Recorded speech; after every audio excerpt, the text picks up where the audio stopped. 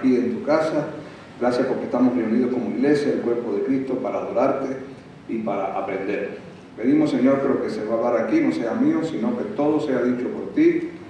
Y yo solo soy instrumento en tus manos, y llénanos con tu espíritu, no solo, para no solo escuchar la palabra, sino también para obedecerla y con nuestra obediencia adorarte y agradarte. En el nombre de Cristo te adoramos. Amén. Bueno, esta tarde voy a hablar de un poco de un himno, uno de los himnos que están en los himnarios de la Iglesia Bautista, que han estado por muchos años.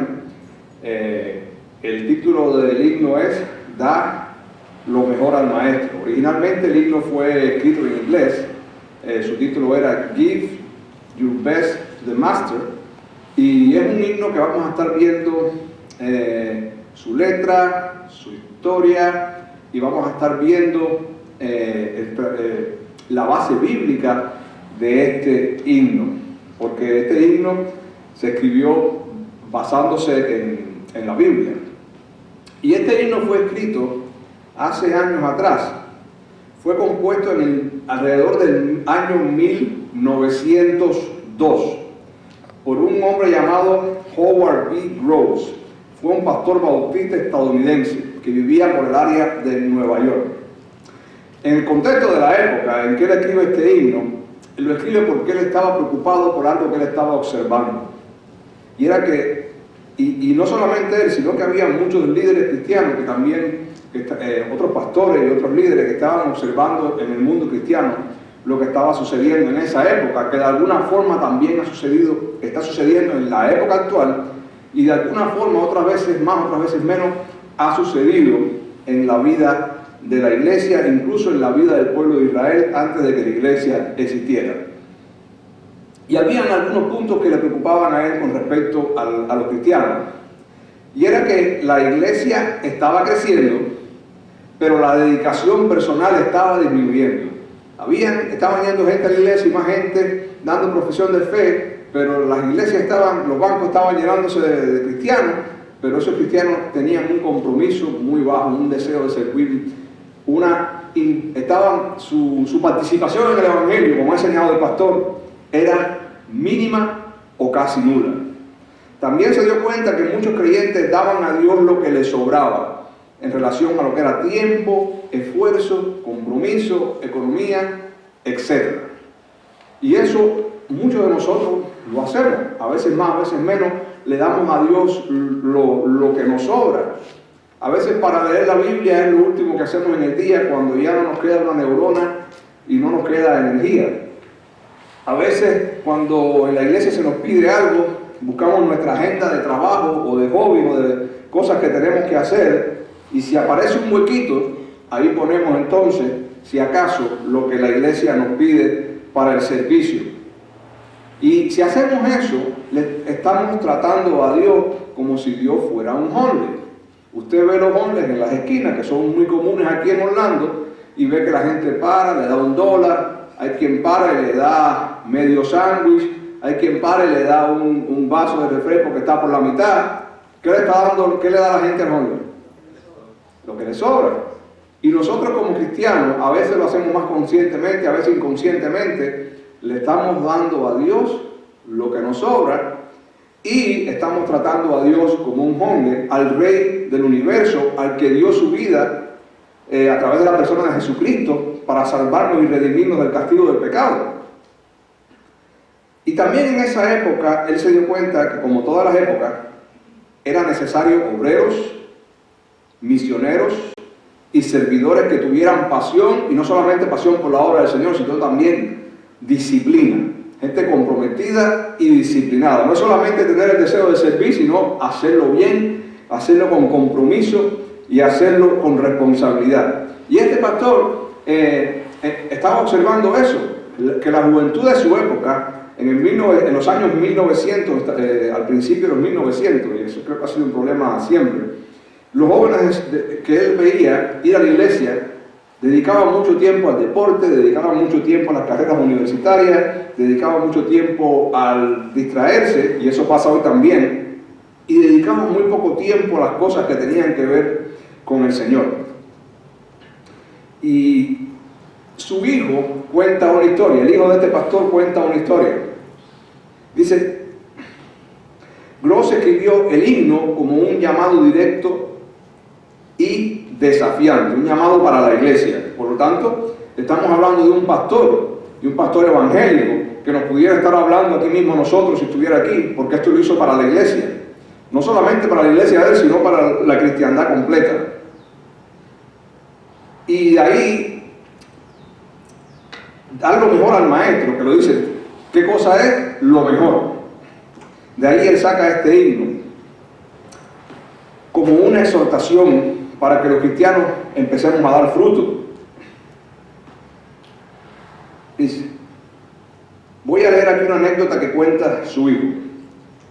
Dice, y es un incidente que sucede. Dice, según testimonios históricos recopilados por su propio hijo, la frase central del himno nació de un fuerte llamado de atención, de un regaño.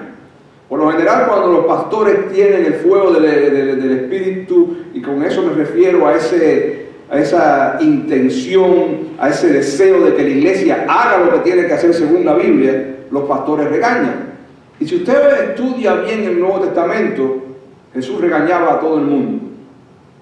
Nosotros no tenemos la capacidad de regañar como Jesús regañaba, porque Jesús es Dios, pero Jesús amonestaba fuertemente y las palabras de Jesús chocaban, tanto a sus discípulos como a sus enemigos. Y la frase central, da lo mejor al maestro, fue un llamado de atención en su congregación. Fue alguien que él regañó. Howard Gross también era, además de ser pastor, era el director del coro de su iglesia. Y durante un ensayo, un joven llegó bastante tarde, esto es una cosa que cuenta el hijo de él, interrumpiendo la práctica mientras avanzaba de forma descuidada hacia su asiento. Cuando el pastor Gross le preguntó la razón de su retraso, el joven simplemente se encogió de hombros sin darle importancia. ¿Qué te pasó que llegaste tarde? Básicamente eso es lo que hizo. Molesto por la actitud displacente, sí, por la actitud desinteresada del joven, del muchacho, hacia el servicio religioso, Gross lo confrontó con una frase fulminante y le dijo, el Señor no quiere tu tiempo sobrante. Y como podemos decir, el Señor no quiere tu tiempo sobrante, el Señor no quiere lo que te sobra de tu dinero, el Señor no quiere lo que te sobra de tu energía, el Señor no quiere lo que te sobra de tu tiempo, el Señor no quiere lo que te sobra de la vida. El Señor quiere lo mejor. El Señor quiere exactamente lo mejor de ti. Y esto básicamente está en entregar a Dios la fuerza de la juventud en lugar de esperar a la vejez. Con esta intención escribió el himno. No esperes a ser viejo, no esperes a que pase el tiempo, a terminar esto, a terminar lo otro, para servir a Dios. Hazlo ahora. Vivid también bajo el principio del Antiguo Testamento, donde se exigía llevar al altar lo mejor de las ofrendas. El cordero que se llevaba al altar, ¿cómo tenía que ser? Perfecto, sin defecto. Y él escribió ese himno pensando en estas cosas. Y imitar el ejemplo de Jesucristo, quien entregó su vida por completo y sin reservas. No lo voy a cantar el himno, pero se los voy a leer brevemente. Y luego vamos a ir al contexto bíblico, a la base bíblica en la cual este pastor compone este himno. Comienza por una preocupación porque él ve que los cristianos no están haciendo lo que tienen que hacer, no están correspondiendo a Dios como deben corresponder, no están adorando como deben adorar. Y se basa en la Biblia. Y voy a leer rápidamente el himno. Y el himno dice, dale mejor al maestro tu juventud, tu vigor. Y si conoces a Cristo a los 80 años y te queda fuerza esa que le queda, tenemos que usarla para el maestro. Y la mayoría de nosotros tenemos que preguntarnos, ¿qué le estoy dando de mi vida, la salud que me queda, la fuerza que me queda, en qué la estoy empleando? No significa que no trabaje, no significa que no juegue pelota, pero significa que cuando se necesita de ti y Dios quiere tu servicio todos los días para serle fiel, para luchar contra el pecado, quiere tu tiempo para que ores, quiere tu tiempo para que pienses y medites en tu vida, en qué estás fallando y en qué debes mejorar. Quiere tu tiempo para que estudies su palabra y conozcas más a Cristo. Quiere tu tiempo para que le hables a otros. La semana que viene, Dios mediante, vamos a tener el crossover. Vamos a estar aquí para predicarle a las personas que no conocen a Cristo. Y todos nosotros estamos tratando de hacer un esfuerzo, de hacer lo mejor para poder estar aquí. ¿Qué estamos tratando de hacer? Dar lo mejor al maestro. Y así dice el coro: da lo mejor al maestro, tu juventud, tu vigor. El vigor, la fuerza. Y eso también va a lo sencillo. ¿Qué es lo más sencillo que hacemos nosotros? Orar y leer la Biblia. Lo podemos hacer en nuestra casa, lo podemos hacer en la comodidad de nuestro hogar, y ahora estoy hablando del vigor durante el día. ¿Cuándo una persona tiene más vigor? ¿Por la mañana cuando se levanta o a las 11 de la noche después de un día de trabajo? La mañana. Entonces tienes que buscar el tiempo en el momento del día en que tú tienes más vigor. No lo uses para ir a hacer ejercicio, no lo uses para ir a correr, no lo uses para mandarle un texto a alguien. Úsalo ¿para qué? Usamos ¿para qué? Para buscar a Dios. A veces yo me desvelo, y cuando yo me desvelo me despierto a las 5 de la mañana, se me quita el sueño, digo, bueno, a veces digo, bueno, puedo ponerme a ver una película, pero me acuerdo, bueno, pero tengo que leer la Biblia, que es más importante. Si veo la película, voy a perder mi tiempo. Si leo la Biblia, voy a nutrirme de la palabra de Dios. Y me leo 2, 3, 4 capítulos de la Biblia a esa hora. Y pienso y medito en ello. El día que por X motivo yo dejo leer la Biblia para las 10 de la noche, tengo que hacer un esfuerzo que parece que estoy levantando el mundo. Estoy leyendo y no sé ni lo que estoy leyendo. No estoy recibiendo.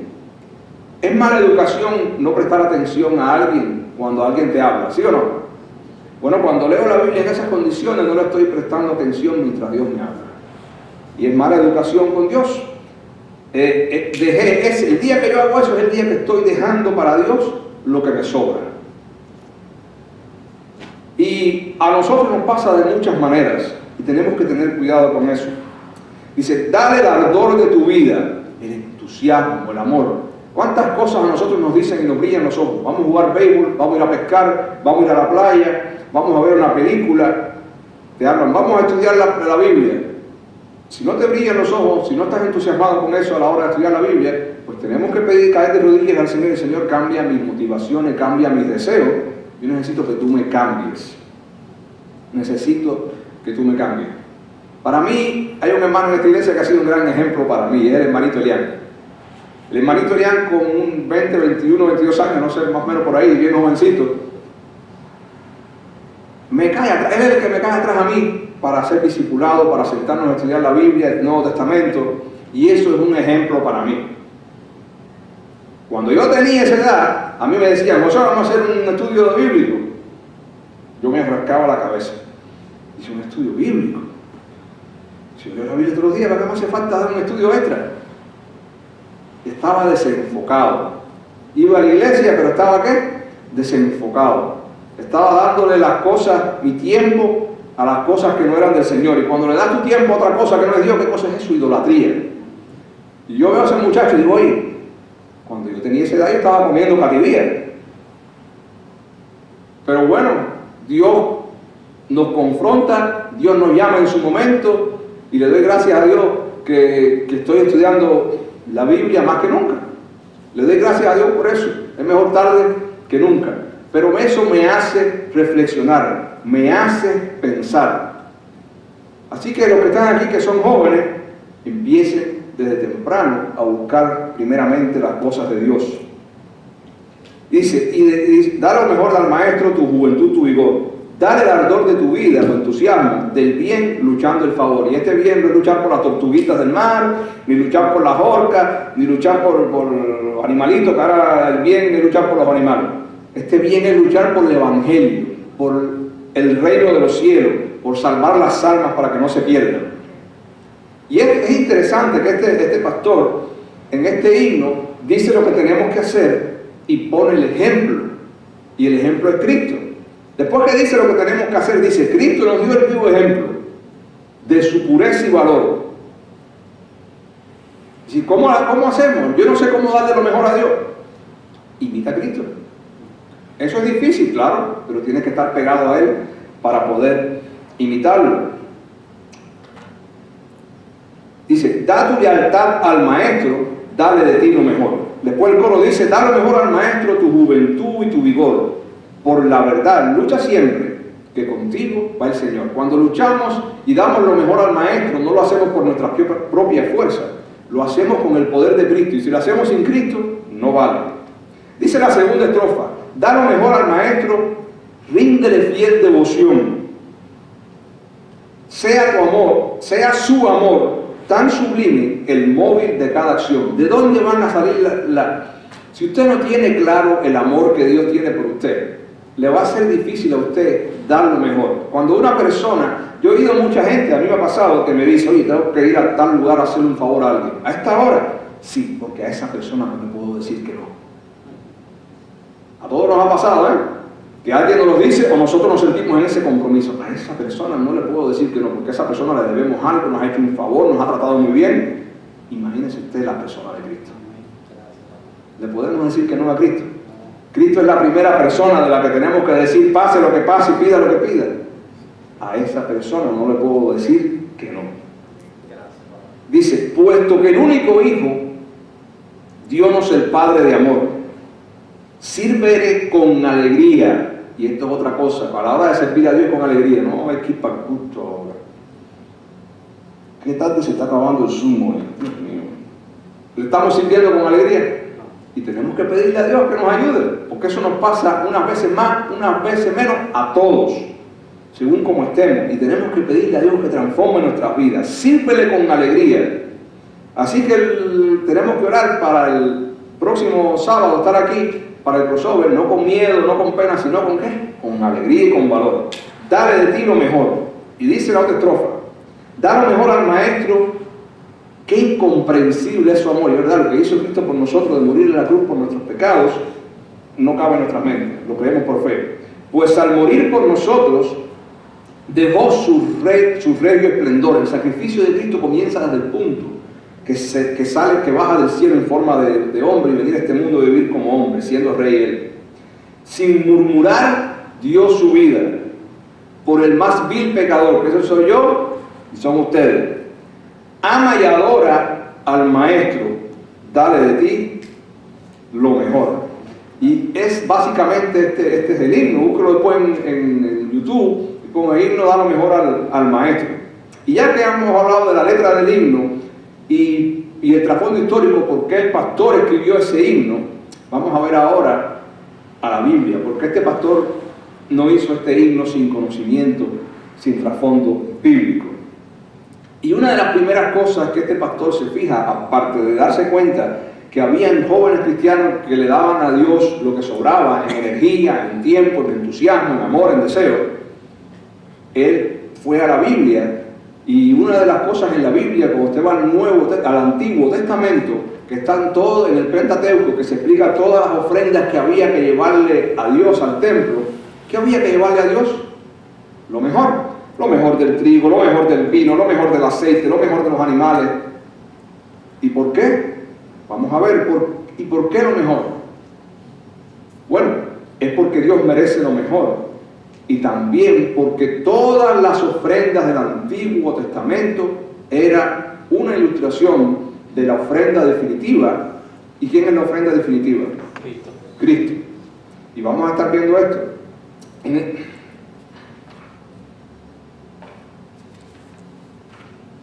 Por ejemplo, dice la palabra en Números 18:29, todos vuestros dones ofreceréis, de todos vuestros dones, de todo lo que tú le lleves al templo de ofrenda a Dios, ofreceréis toda ofrenda a Jehová.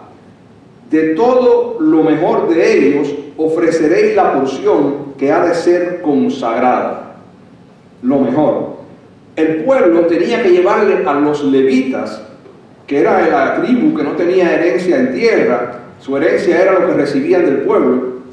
El pueblo tenía que llevar a los levitas, que eran los que servían a Dios, lo mejor.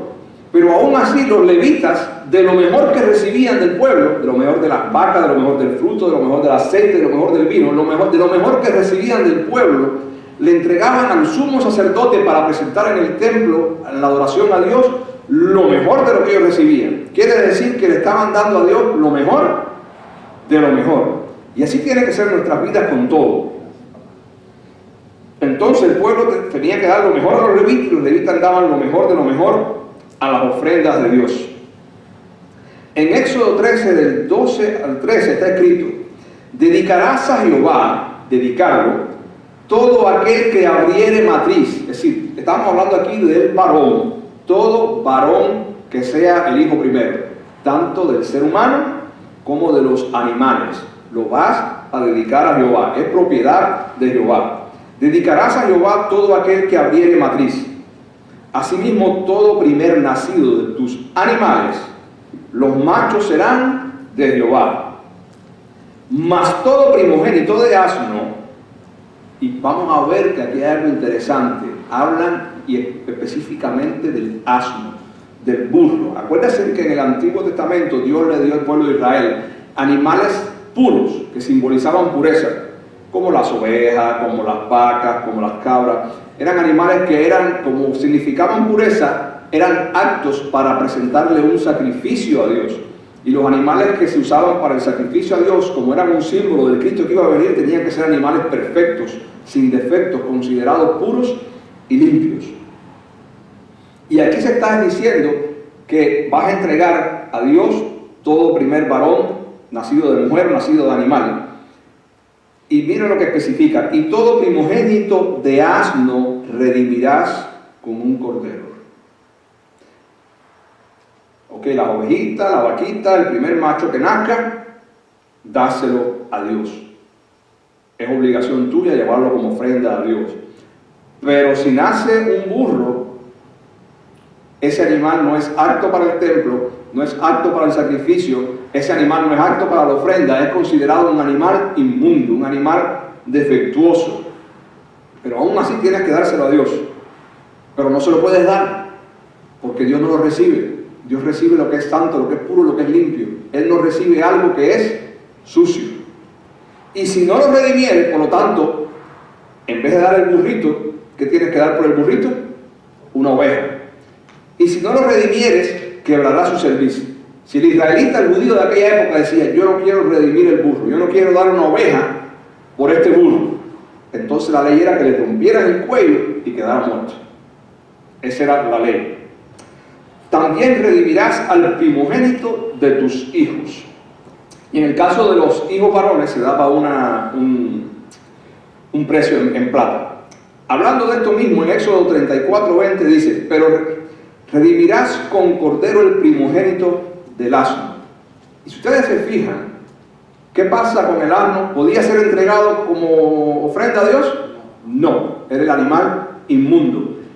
Para que el asno no le rompieran el cuello, ¿qué había que hacer? Redimirlo. Para que no le rompieran el cuello, ¿con qué había que redimirlo? Con un cordero, que era el animal ceremonialmente limpio. Si ustedes se fijan aquí, ¿qué simboliza el cordero? Cristo. Es lo que Dios acepta, Cristo. ¿Qué simboliza el asno, el burro? Nosotros. Es lo que Dios rechaza por causa del pecado, lo que es imperfecto, lo que es sucio, lo que Dios no admite.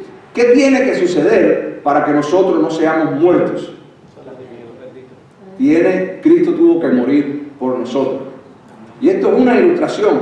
El Antiguo Testamento era así. La ley que Dios le dio a Moisés era una ilustración. Quiero que se den cuenta de estas cosas. Esto es la ilustración.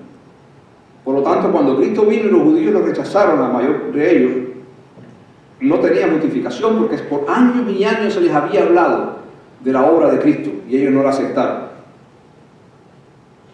Pero redimirás con cordero el primogénito del asno, y si no lo redimieres, quebrará su cerviz, es decir, le romperás el cuello, y redimirás todo primogénito de tus hijos, y ninguno se presentará delante de mí con las manos vacías. Y esto es importante. nosotros hoy en día tampoco podemos presentarnos delante de Dios con las manos vacías. Y usted dirá, bueno, ¿qué vamos a hacer? Si no hay nada que podamos hacer para ganarnos el favor de Dios, ¿cómo es eso de que no podemos presentarnos a Dios con las manos vacías? En la época que se escribió esto, era el cordero, o eran las 5 piezas de plata que valía redimir al hijo primogénito. Se pagaban 5 piezas de plata para redimir al hijo primogénito, al ser humano. El problema es que todas estas ofrendas, como ya expliqué, representan a Cristo. Si Cristo viene ahora a buscar a su iglesia, o si nosotros nos toca morir,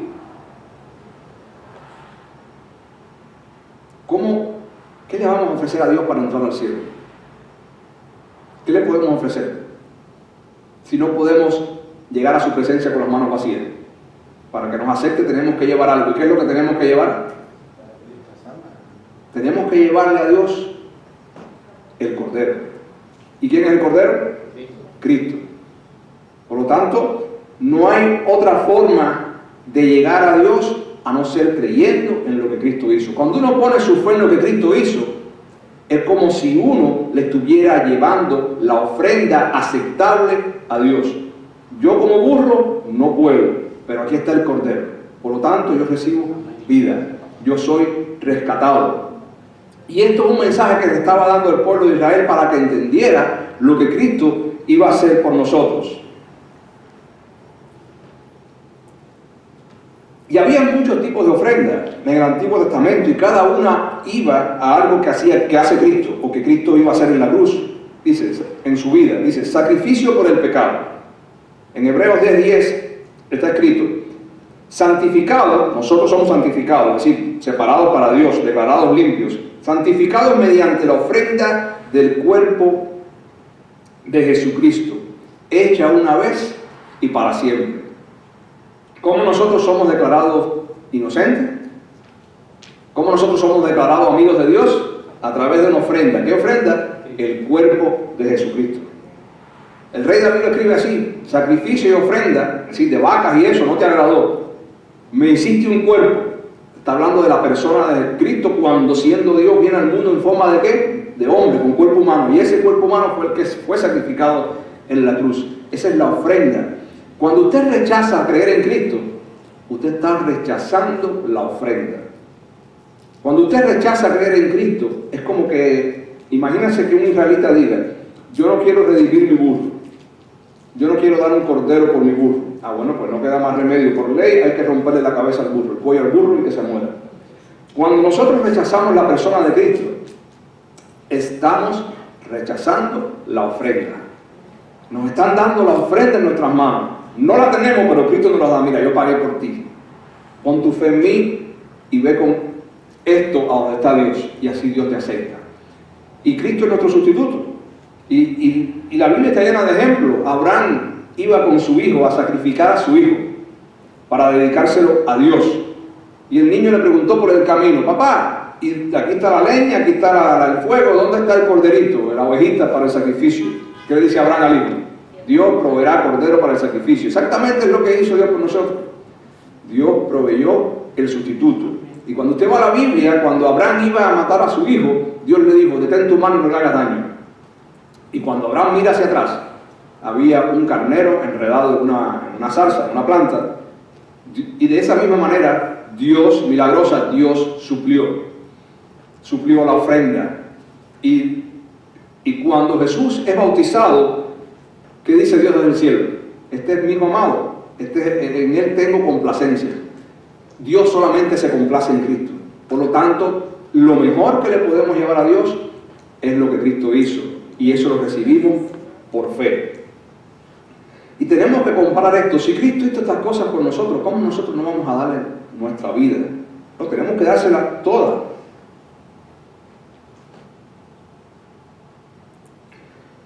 Vamos a ver algunos textos para ver cómo se ven estos ejemplos. El sacrificio por el pecado, ya hablamos de eso. En Hebreos 10:10, santificados mediante la ofrenda del cuerpo de Jesucristo, hecha una vez y para siempre. También en el Antiguo Testamento estaban las ofrendas de alimento. En estas ofrendas de alimento, ofrendas de cereales, no existía sangre, no había derramamiento de sangre.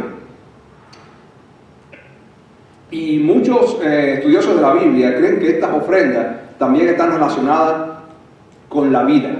Es decir, no es el sacrificio que haces al morir, sino el sacrificio que hizo Cristo al venir a este mundo y vivir una vida como perfecta, santa y sin pecado. Porque la ofrenda de Cristo no es solamente morir en la cruz. Para que Cristo fuera aceptado, tenía que vivir una vida santa y la vivió. Satanás siempre trató de tentarlo a hacer el mal y no pudo. Una vida santa. Si Cristo hubiese cometido un error, un pecado, ya Él hubiese dejado de ser la ofrenda perfecta para salvarnos. Él hubiese dejado de ser la ofrenda perfecta que agrada a Dios. Pero como Él tuvo una vida intachable y santa, haciendo todo lo que Dios quería, toda la voluntad de Dios, Él es la ofrenda perfecta también, que agrada a Dios. Jesús dijo: yo soy el pan de vida. El que a mí viene nunca tendrá hambre, y el que en mí cree no tendrá sed jamás. También es nuestro sustituto, como explicamos en Efesios 5:2. Está escrito: andar en amor, como también Cristo nos amó y se entregó a sí mismo por nosotros. En ofrenda, es decir, Jesús es la ofrenda. Es el olor fragante que agrada a Dios.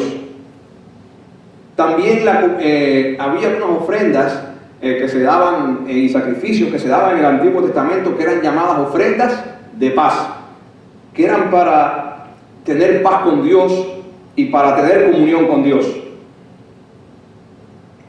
Por ejemplo, en Hebreos 10:19 está escrito: por la sangre de Jesús tenemos libertad para entrar y acercarnos con corazón sincero. Es decir, Cristo es nuestra ¿qué? Nuestra paz con Dios. En Romanos 5:1 dice: justificados por fe, tenemos paz con Dios por medio de nuestro Señor Jesucristo. Y en Colosenses 1:20 está escrito: Cristo hizo la paz mediante la sangre en su cruz. Así que todas las ofrendas de paz que se hacían en el Antiguo Testamento eran anunciando a Cristo, que iba a traer la paz entre el hombre y Dios, para todo el que pusiera su fe en Él. En Efesios 1:7 dice: en quien tenemos redención. Una de las cosas que se hacían cuando nacía un niño, un varón primogénito, era que había que pagar, redimir. Si tú querías quedarte con el niño, tú pagabas los 5 talentos de plata. Y Cristo hizo esto con su propia vida. Él pagó el precio para rescatarnos. En quien tenemos redención por su sangre, el perdón de pecados según las riquezas de su gloria. También en Hebreos 10:1 está escrito: porque la ley es todas esas cosas, todas esas ofrendas que tenía que hacer el pueblo de Israel, teniendo la sombra, siendo un ejemplo, siendo una ilustración, siendo una maqueta, algo teórico, de los bienes venideros. ¿Cuál era el bien venidero? La persona de Cristo viniendo al mundo. No la imagen misma de las cosas nunca puede, por los mismos sacrificios que se ofrecen continuamente cada año, hacer perfectos a los que se acercan. Los judíos en aquel momento, por hacer esos rituales, no eran perfectos, no eran completamente perdonados. ¿Cuál era lo que le daba valor a todo eso que ellos hacían? El Cristo que iba a venir. Todas esas ofrendas que ellos hicieron, si Cristo no hubiese venido, hubiesen sido en vano. ¿Pero por qué tienen valor? Porque Cristo vino. Y así, no voy a poner más ejemplos en aras del tiempo sobre las ofrendas y cómo ellas simbolizan a Cristo. La lectura bíblica fue la siguiente, y está en Hebreos 9:24, ya resumiendo esta parte de la comparación de las ofrendas con la persona de Cristo. Porque no entró Cristo en el santuario hecho de mano. Es decir, Cristo no entró ni en el tabernáculo que hizo Moisés, ni en el templo que hizo Salomón. No entró Cristo en el santuario hecho de mano.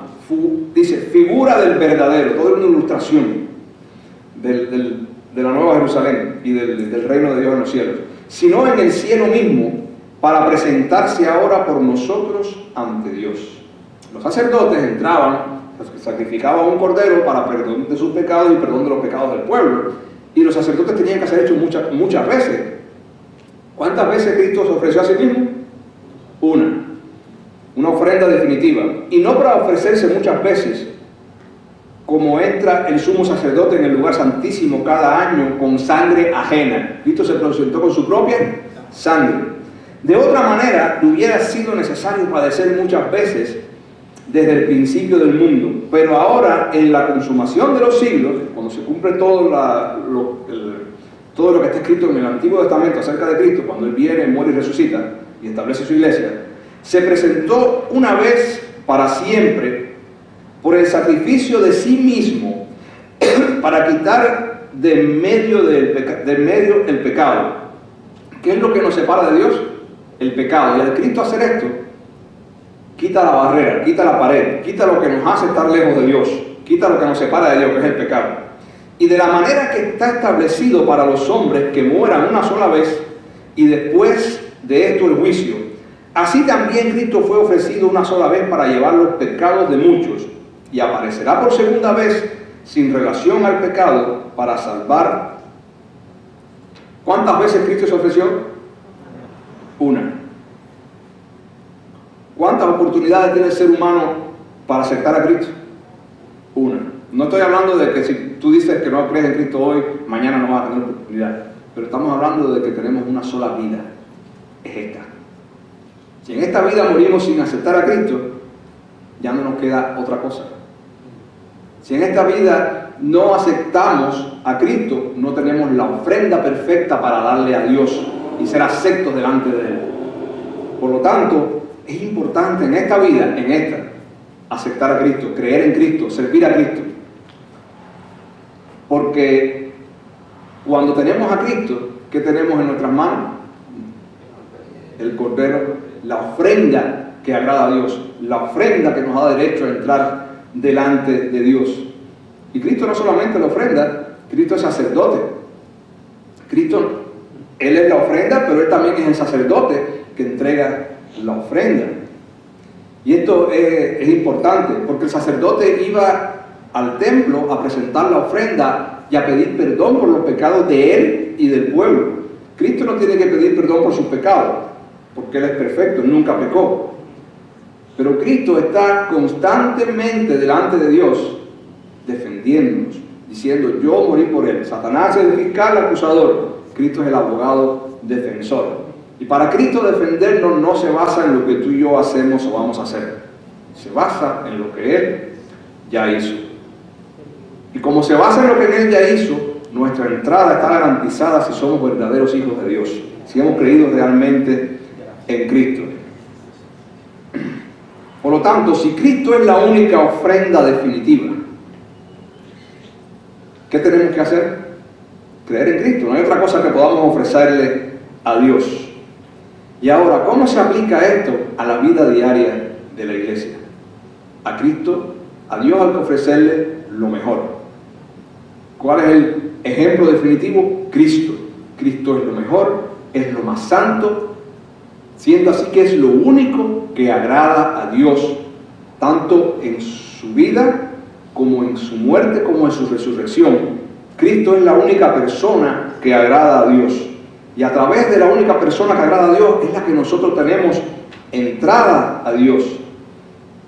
Si sabemos ya en qué consiste la ofrenda, ¿cómo debe ser entonces nuestra vida? Como ofrenda.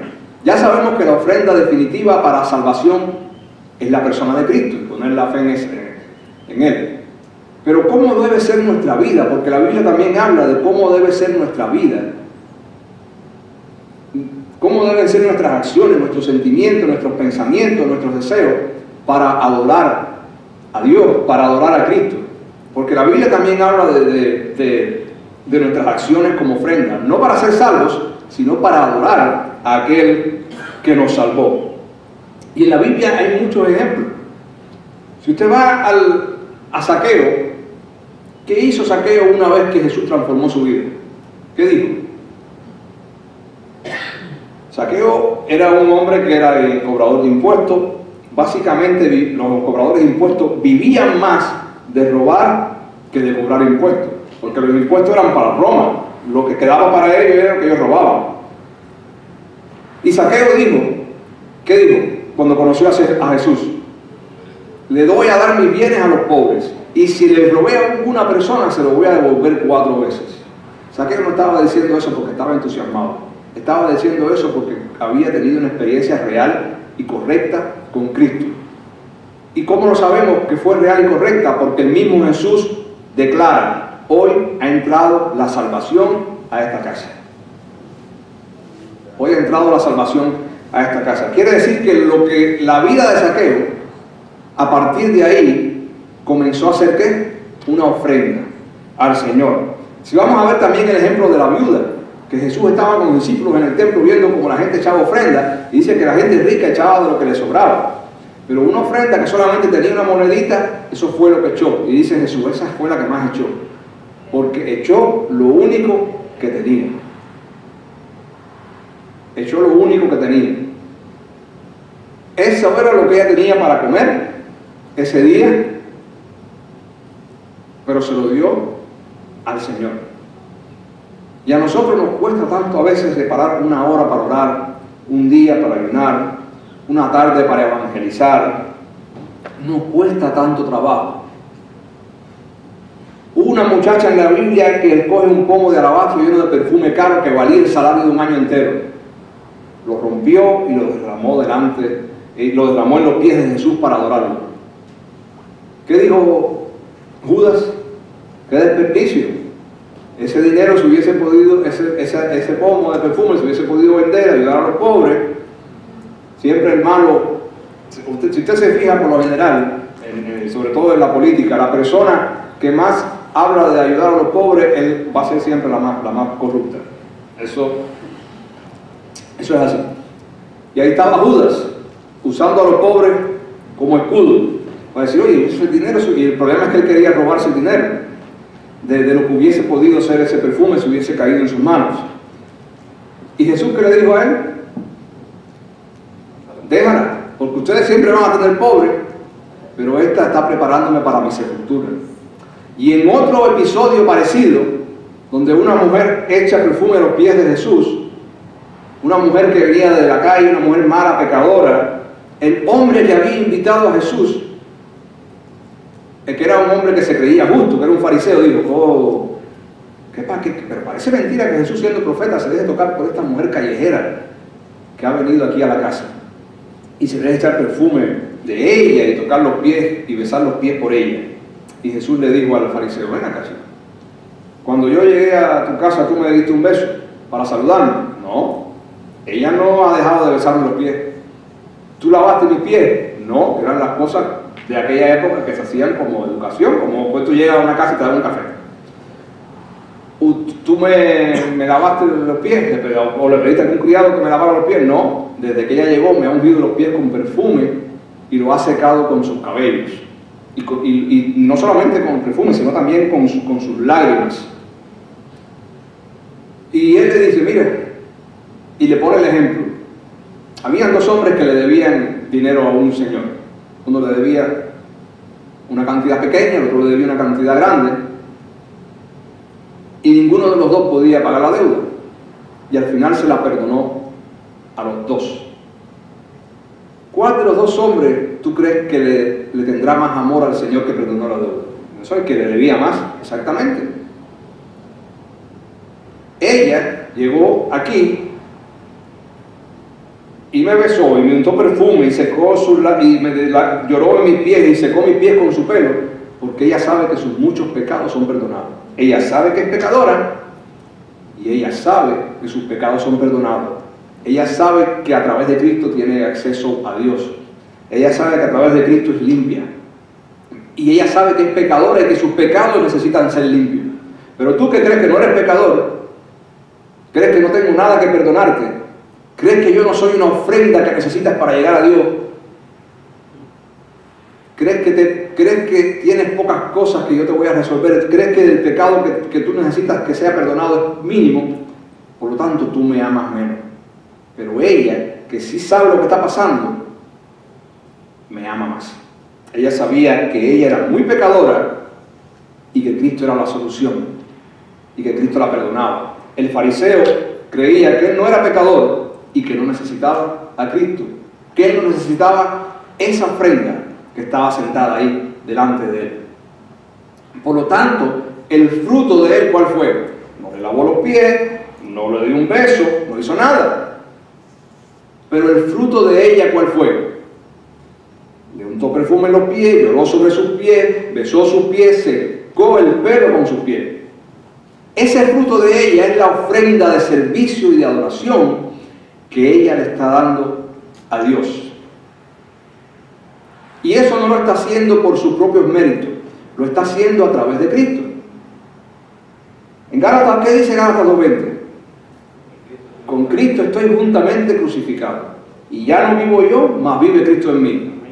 Cuando un cristiano hace las cosas bien, obedece a Dios, adora a Dios, sirve a Dios, hace lo que tenga que hacer, y lo hace por el agradecimiento que tiene a Dios, no es el cristiano que lo está haciendo, es Cristo a través de él, es Cristo obrando en tu vida, es el Espíritu Santo obrando en tu vida.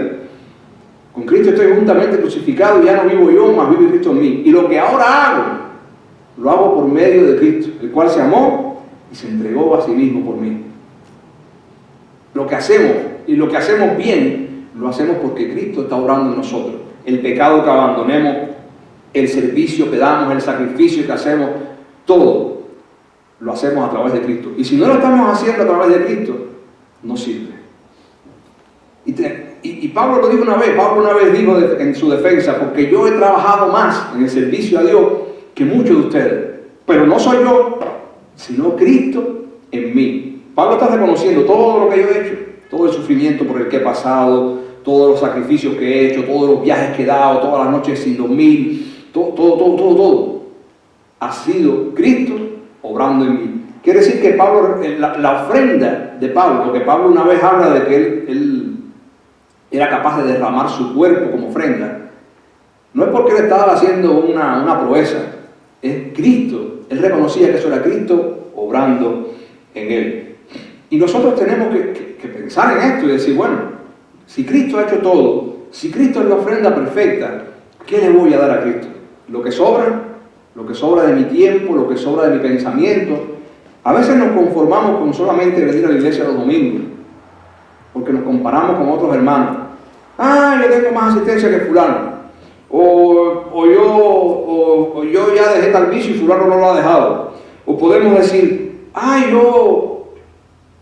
yo creo que yo tengo una vida mejor que la de fulano porque yo tengo una esposa y fulano es divorciado. O no, yo doy más diezmo que fulano. O yo hablo más bonito, yo no digo malas palabras y fulano todavía dice malas palabras. ¿Cuántas cosas podemos compararnos con los hermanos?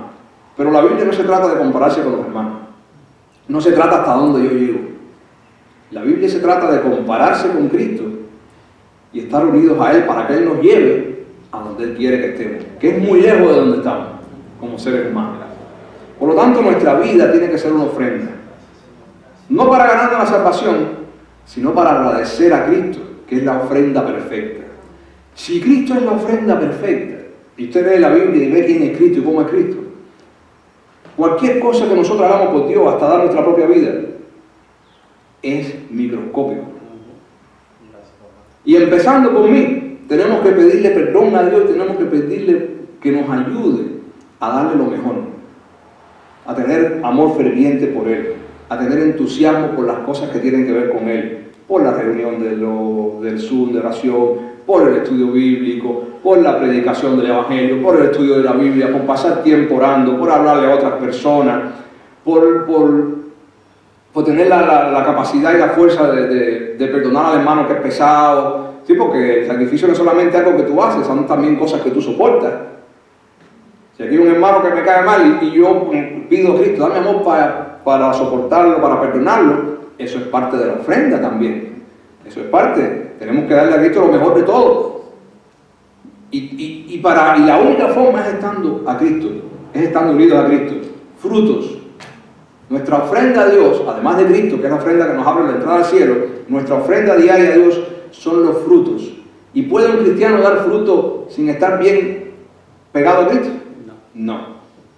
Por lo tanto, no solamente es la ofrenda para entrar al cielo, sino que unidos a Cristo y obedeciendo a Cristo, es la única forma en que podemos dar los frutos que Dios espera de nosotros.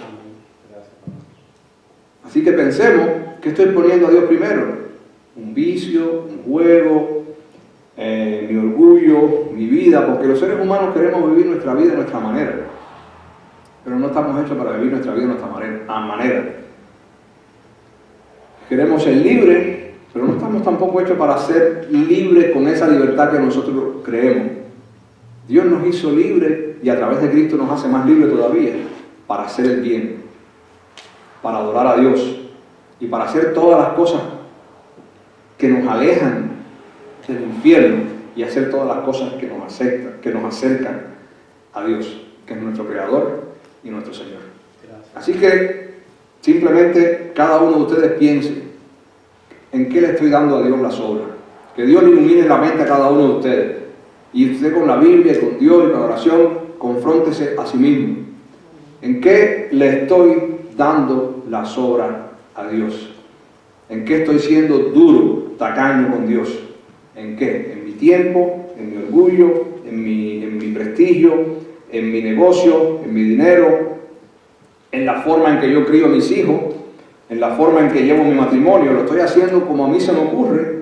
¿O estoy haciendo porque toda nuestra vida es una ofrenda a Dios? Dice la Biblia que todo lo que hagamos, lo hagamos para la gloria de Dios. Así que todo, de lo más mínimo hasta lo más pequeño, cada minuto de tu vida va a ser o una ofrenda a Dios o una sobra para Dios. Y tenemos que pedirle a Dios que nos ayude, empezando por mí, a vivir para su gloria. Oremos. Padre bueno, gracias.